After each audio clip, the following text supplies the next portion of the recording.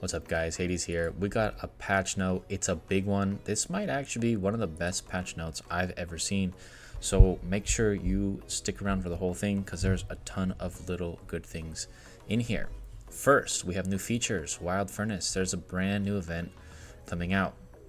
This one's just some lore, but basically anyone between server 1 and 232 and all the M's through 12 are going to be available, and you need to have a castle level of 40 and alliance level of 6. Basically everyone's going to be donating items to gain smelting points, and if you successfully smelt it, you have a chance to hit a critical hit.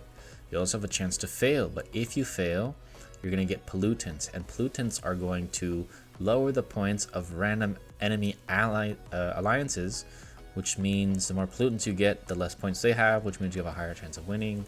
So it's an interesting game mechanic. You also have some rewards. Smelting points can be exchanged for daily rewards and exchange coins.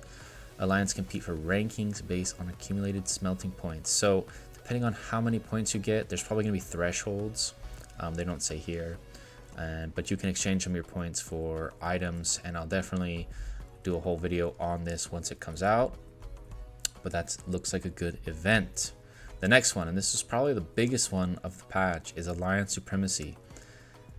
This is basically going to be a huge battle that is in 3 lanes. It's a 3-lane format with a large amount of teams, 20 teams, and each team I think is an entire alliance, if I'm not mistaken. You need to win 2 of the 3 lanes to win, and strength will determine the true ruler. So again, same thing, server up to 232 and M up to 12. You need to be higher than level 6. It's going to be very similar to IB format, where we're going to have a regular season, probably 5 to 10 weeks, round of 16, quarterfinals, semifinal, finals, and yeah. The regular season lasts 5 days, and 48 alliance will be divided into 8 groups, 6 per group. So it might just be every day for a week. We'll see how that plays out. Once it comes out and we actually see the schedule, I'll let you guys know. I think they're trying to do this in like 9 or 10 days, which would be very interesting because I don't know how the times would play out, and it's difficult to do the times with a worldwide game, but we'll see. It definitely has some potential. I like the idea. We'll see how that works. As for the gameplay, there's a pre-battle plan. Everyone gets deployed before the match. Players will deploy into their teams, with each able to send out at most 2 teams, 1 per lane. The battle is divided into upper, middle, and lower lanes, and each lane will be able to hold 20 teams, which to me feels like a lot. And it doesn't say how many are in a team, but we'll see. It could be an entire alliance, which would be a lot. Battle mode matches are automatically conducted and don't require being online. Winners will retain surviving troops for up to 5 consecutive battle. The 3 lanes are calculated independently, and whatever side wins the 2 wins the match. So you have to strategically pick who goes where. I believe this is going to be more of a whale style than an IB style in terms of power. So you need to be strong to play, having multiple marches, being good at rallies, things like this. So that looks like a lot of fun. Legendary and Peak Battle Pass. This is something that's going to be very good for a lot of people. It's going up to 100 levels, which means there's going to be better rewards up to 100. And if you can't make the 100, you can just push to 100. They're also adding Holy, Shadow, and Chaos fragments with their artifacts, which is quite good. And then the Inferno Insignia can be obtained through premium battle rewards, participating in festivals, and festival packs. Now, Immortal specializations. If you've ever tried to reset support from buffing the backline carry to increasing their healing, it takes so long. You have to make so many clicks. They're going to make it a preset. You can just switch it from 1 to 2 to 3, kind of like our talents, and that is an incredible update. I hope that one works well.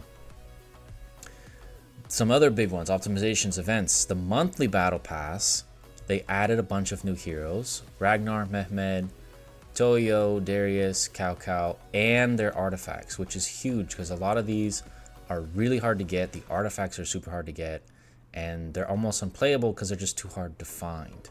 They also added different pearl options, Holy and Shadow Immortals, with their artifacts after you've played the game for 75 days. And that is another really good thing because daily deals have been the best, and using pearls to get things that you really need are also extremely helpful. Sparks of Galaxy event season 2 add seasonal mortal exclusive artifact selection boxes, which is really good for people in the newer parts of the game. And then purchase limits increase in the alliance items. That's pretty cool. You can get extra philosopher stones, extra portals, whatever you need.